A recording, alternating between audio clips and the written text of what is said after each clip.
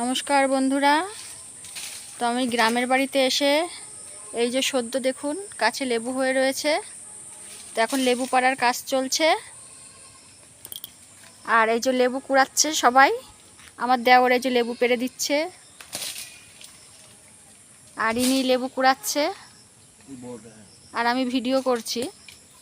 তো সদ্য গাছ থেকে ফল ফুল যাই কিছু পেড়ে নেওয়া হোক না কেন, তার মজাটাই আলাদা, খুব ভালোও লাগে। কি পরিমাণে লেবু হয়েছে, নিচেও গড়াগড়ি খাচ্ছে, এত লেবু। আর এই লেবু গাছটার লেবুগুলো খুব রসালো,